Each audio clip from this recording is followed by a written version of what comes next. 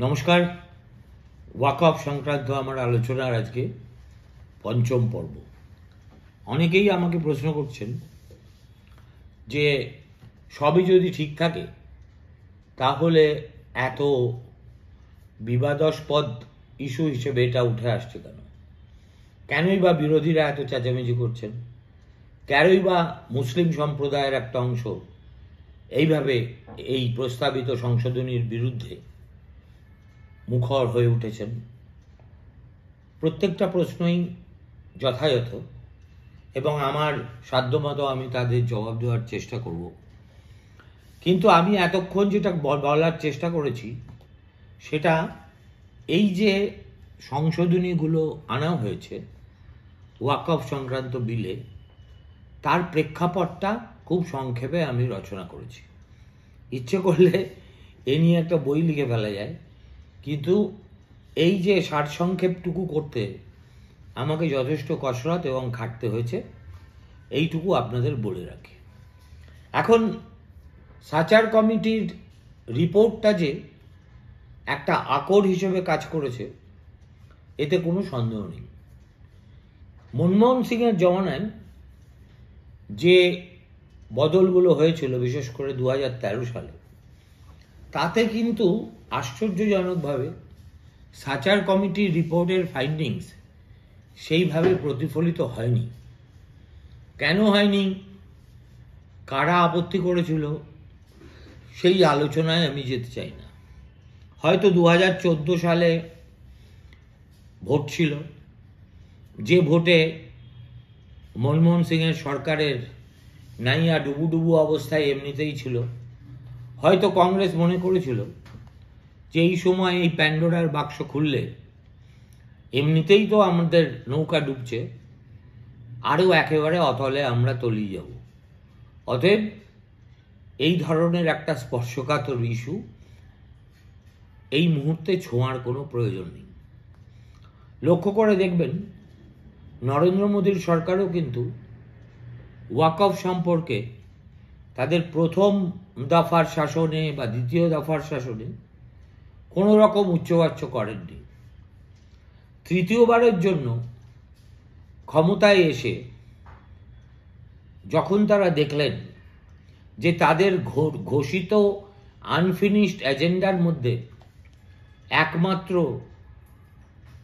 UCC অর্থাৎ uniform civil code বাকি রয়ে গেছে, আর তার সঙ্গে হঠাৎ তারা আবিষ্কার করলেন যে এই ওয়াকফ সম্পত্তি নিয়ে যে ঘোটালা পাখি আছে সেটাও একই সঙ্গে পরিষ্কার করা দরকার। এই উদ্দেশ্য নিয়েই আমার ধারণা বিজেপি সরকারের হঠাৎ করে এ ব্যাপারে উদ্যোগী হওয়া। আর এ নিয়ে তো তর্কের কোনো অবকাশ নেই যে বিজেপি সরকার ভারতবর্ষের সংখ্যালঘু সম্প্রদায়কে কী চোখে দেখে বা তাদের সঙ্গে কী ধরনের আচরণ করে।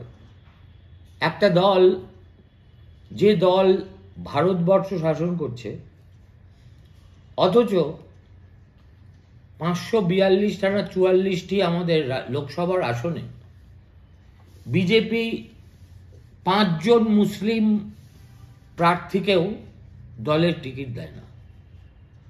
উত্তরপ্রদেশের মতো রাজ্যে একজনকেও দেয় না। পশ্চিমবঙ্গে 2-1 জনকে দেয় কিনা আমার ঠিক মনে পড়ছে না। তো সব মিলিয়ে বিজেপির ভারতবর্ষ, অন্তত ইলেকটোরাল ভারতবর্ষ, হচ্ছে খণ্ডিত ভারতবর্ষ, যে ভারতবর্ষে মুসলিমদের প্রয়োজন তারা অনুভব করেন না। সুতরাং একটা দূরত্ব বাড়তে বাড়তে বাড়তে বাড়তে একটা জায়গার সময় তো আসে যখন তা থেকে বিদ্বেষ জন্ম নেয়, বিদ্বেষ থেকে হিংসা জন্ম নেয়, হিংসা থেকে আর কি কি জন্ম নেয় সেটা ইতিহাস অনেক কিছু তার সাক্ষী আছে। কিন্তু এখনো পর্যন্ত ভারতবর্ষে থ্যাঙ্ক গড সেরকম সিচুয়েশন হয়নি। ওয়াকফ সম্পত্তি নিয়ে সমস্যাগুলো ঠিক কোথায়, এবং এই সমস্যার আলোচনাতে আসতে গিয়েই আমি আপনাদের এই নতুন সংশোধনী বিলের বিতর্কিত বিষয়গুলোর উপর একটু করে আলোকপাত করব। প্রধানত 3 ধরনের সমস্যা আছে ওয়াকফ প্রপার্টি নিয়ে। প্রথম সমস্যাটা হচ্ছে এনক্রোচমেন্ট, অর্থাৎ ওয়াকফ সম্পত্তি অন্যের হাতে চলে যাওয়া বা জবরদখল হয়ে যাওয়া। 2 নম্বর হচ্ছে মিসইউজ, অপব্যবহার, এবং 3 রাজস্ব ক্ষতি, যেটা নিয়ে আমি এর আগে দিন বিস্তারিত আপনাদের বলেছি। এবার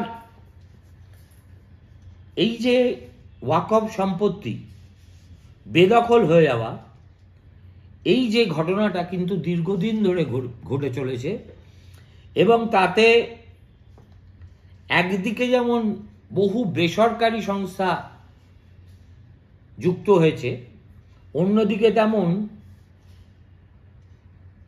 বহু সরকারি আধা সরকারি সংস্থাও তাদের কার্যালয় বলুন বা নানাবিধ ক্রিয়াকলাপ বলুন, এই ওয়াকফ সম্পত্তি বেদখল করেই কিন্তু চালিয়ে যাচ্ছে। আমার মনে পড়ছে সৈয়দ মাহমুদ আখতার, যিনি ইউপিএ জমানায় 2007 থেকে 2011 সালে ভারতবর্ষের ডিরেক্টর অফ ওয়াকফ পদে বসেছিলেন, তিনি সম্প্রতি দ্য হিন্দুকে একটা সাক্ষাৎকারে বলেছেন যে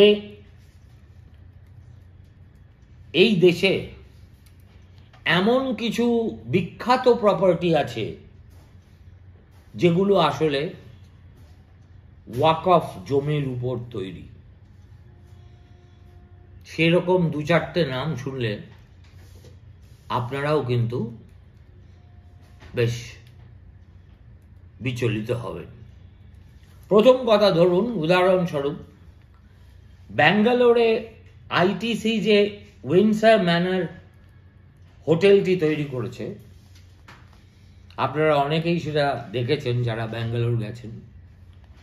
অত্যন্ত সুরম্য একটি অট্টালিকা, অবভিয়াসলি বিলাস ব্যাসনের জায়গা, সেটা কিন্তু দাঁড়িয়ে আছে ওয়াকফ সম্পত্তির উপর। একইভাবে আমাদের কলকাতায়, এই আমার বাড়ির খুব কাছেই যে 2টি খুব সম্ভ্রান্ত অভিজাত ক্লাব আছে, 1 নম্বর টালিগঞ্জ ক্লাব, 2 নম্বর Kolkata golf club, royal Calcutta golf club, এই দুটোই কিন্তু আসলে ওয়াকফ বোর্ডের সম্পত্তি, এবং এরা কেউ বাজার দরে তাদের এই বিশাল এলাকার জন্য ভাড়া দেয় না। আবার বলছি, আপনারা যারা টলি ক্লাবে গেছেন বা যান, তারা নিশ্চয়ই ওই ক্লাবের আয়তন কোথায় শুরু কোথায় শেষ সচক্ষে দেখেছেন। গলফ ক্লাবের আয়তন তার চেয়েও বড়। এর যা মার্কেট ভ্যালুয়েশনের অনুযায়ী যে রেন্টাল হওয়ার কথা, তার সহস্রভাগের 1 ভাগও ওয়াকফ বোর্ড পায় না। আবার এদের সঙ্গে ঝগড়া করে টিকে থাকা, সেটাও ওয়াকফ বোর্ডের পক্ষে অসম্ভব। কেননা এইসব ক্লাবের সঙ্গে কলকাতার সব হুজ নাম জড়িয়ে আছে। অতএব প্রতিপক্ষ হিসেবে এরা এত শক্তিশালী যে ওয়াকফ বোর্ড এদের বিরুদ্ধে আইনগত ব্যবস্থা হয়তো নেয়, কিন্তু সেটা নিয়ে খুব বেশি অগ্রসর হওয়ার সাহস পায় না। এই যে বাস্তব পরিস্থিতিটা, এটা কিন্তু আমাদের মাথায় রাখতেই হবে। এখন এই ধরনের লিজ এগ্রিমেন্ট যেগুলো বহু আগে হয়ে গেছে, অথচ যার কোনো আজকের দিনে প্রাসঙ্গিকতাই নেই ইন টার্মস অফ রেন্ট, সেগুলোর নিষ্পত্তি যদি করতে হয় তাহলে আইন সংশোধন করে রাষ্ট্রকে এর ভিতরে আনা জরুরি। একবার যদি রাষ্ট্র ইন্টারভিন করে in favour of Waqf board, তাহলে কিন্তু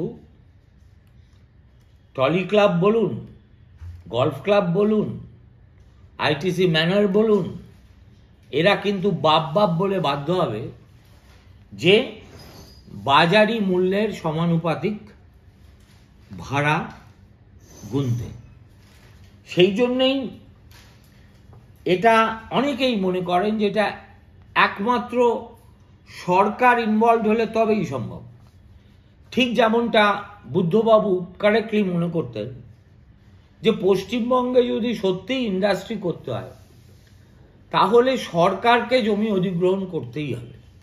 কেন না, পশ্চিমবঙ্গ হরিয়ানা নয়, পাঞ্জাব নয়, গুজরাটও নয়, পশ্চিম উত্তরপ্রদেশও নয়, যে যেখানে ব্যক্তি মালিকানাধীন হাজার হাজার একর জমি এখনো পড়ে আছে। ফলে কোনো শিল্পপতি যদি ব্যবসা করতে যান তাহলে সেই জমির মালিকদের সঙ্গে কথা বললেই যথেষ্ট। কিন্তু পশ্চিমবঙ্গে আমাদের বামফ্রন্ট আমলে ভূমি সংস্কার এবং তারপরে অপারেশন বর্গা হওয়ার সুবাদে জমি এত ছোট ছোট জোতে বিভক্ত যে কোনো শিল্পপতির পক্ষে ব্যক্তিগতভাবে তাদের সকলের সঙ্গে কথাবার্তা বলে আপোষ মীমাংসা করে দরদাম করা সম্ভব নয়। সুতরাং এই যে 1000 একর জমি সিঙ্গুরে টাটাদের দেওয়া হয়েছিল, সেটার জন্য কত পরিবারের সঙ্গে রাজ্য সরকারকে কথা বলতে হয়েছিল, আপনারা যদি তার তালিকাটা দেখেন তাহলেই বুঝবেন যে পশ্চিমবঙ্গের জমি গ্রহণের ক্ষেত্রে আসল সমস্যাটা কোথায়। ঠিক একইভাবে অভিজ্ঞতা থেকে দেখা গেছে যে এই ওয়াকফ বোর্ড, এদের ক্ষমতাই নেই যে তাদের জমি বেহাত হয়ে গিয়ে যেসব প্রভাবশালীদের কাছে পৌঁছে গেছে তাদের কাছ থেকে ন্যায্য মতো ভাড়াটুকু আদায় করতে গেলেও যে ক্ষমতা থাকা দরকার, বেচারাদের তা নেই। অতএব সরকারকে কোমর বেঁধে নামতেই হবে। তাছাড়া আরও একটা জটিলতা আছে, সেই জটিলতা হচ্ছে আইনগত জটিলতা। কেননা সেই একেবারে ইংরেজ আমল থেকেই যেহেতু সরকার এই ধরুন ওয়াকফ সম্পত্তি, প্রচুর ওয়াকফ সম্পত্তি নিয়ে ইংরেজরা নতুন দিল্লি শহরটা গড়েছিল। 1911 সাল পর্যন্ত ব্রিটিশ সাম্রাজ্যের রাজধানী ছিল কলকাতা, 11ই তা স্থানান্তরিত হয়ে চলে যায় দিল্লিতে। দিল্লিতে এই যে বিশাল রাজস্ব যজ্ঞের মাধ্যমে নতুন রাজধানীর গোড়াপত্তন হলো, তার জমির একটা বড় অংশ কিন্তু ওয়াকফ সম্পত্তি। কিন্তু ইংরেজদের সঙ্গে অসম লড়াইয়ে তো ওয়াকফের জেতার কোনো প্রশ্ন ছিল না। সুতরাং সেই ইংরেজ আমল থেকেই এই রকম বহু সম্পত্তি নিয়ে বহু রকম আইনি জটিলতা আমাদের দেশের আদালতগুলিতে এখনো পর্যন্ত ঝুলে আছে। এখন এগুলোর মীমাংসা করতে গেলে রাষ্ট্রের ইন্টারভেনশন ছাড়া কোনো কিছু, কোনো চুলোয় কোনো রকম সমাধানে পৌঁছানো অসম্ভব। ইংরেজরা কি করেছিল, দিল্লি শহর তৈরি করার পরে তারা স্বীকার করেছিল যে ওয়াকফ সম্পত্তিতে একটা বড় অংশ নিয়ে তারা নিজেদের রাজধানী বানিয়েছে। সেই জন্য তারা মজলিস এ আওকাফ বলে একটা খুব বড় সুন্নি অর্গানাইজেশন ছিল, যেটা দিল্লি ওয়াকফ বোর্ড তৈরি হওয়ার বহু আগে থেকে চলে আসছে, তাদের সঙ্গে একটা চুক্তি করার চেষ্টা করে, কিন্তু সেটা ফলপ্রসূ হয় না। তার দীর্ঘদিন পরে 1970 সালে একটা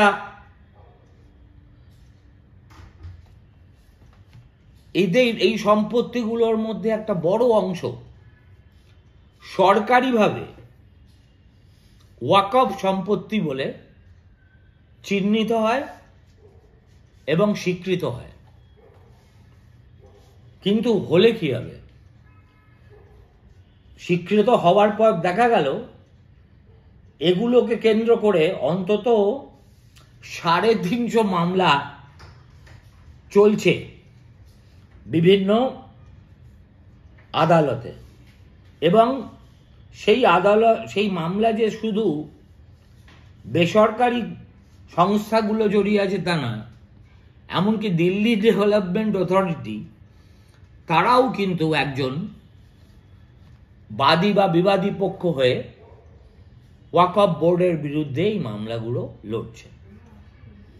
এই পরিস্থিতিটা যদি আপনারা মাথায় রাখেন, এই কনটেক্সটটা, তাহলে ভেবে দেখুন যে ওয়াকফের বিপুল সম্পত্তির সবচাইতে ভালো যে সম্পত্তিগুলো, সেগুলো কিন্তু একেবারে জলের দামে ভাড়া দিয়ে অন্য লোকেরা ভোগ করছে, যেটা ওয়াকফের ভোগ করার কথা এবং ন্যায্য রেন্ট পাওয়ার কথা। এত বছরে 75-76 বছরের অভিজ্ঞতায় দেখা গেল ওয়াকফ বোর্ডের কম্য নয় সেটাকে জোগাড় করা। সুতরাং সরকার মনে করছে তারা যদি একটা পার্টি হয়, তাহলে এই অমীমাংসিত জরুরি প্রশ্নগুলির নিরসন সহজেই সম্ভব হবে। হবে কি হবে না বলতে পারছি না। এই আইন আদৌ শেষ পর্যন্ত সংসদে আসবে কিনা, এলেও তা পাশ হবে কিনা, এই সবই অনিশ্চয়তার গর্ভে লুকিয়ে আছে। কিন্তু আমরা যখন আলোচনা করছি তখন তো আমাদের থেমে থাকার উপায় নেই। আজকে এ পর্যন্তই। আগামীকাল আসবো ওয়াকফ প্রসঙ্গের 6ষ্ঠ পর্ব নিয়ে। নমস্কার।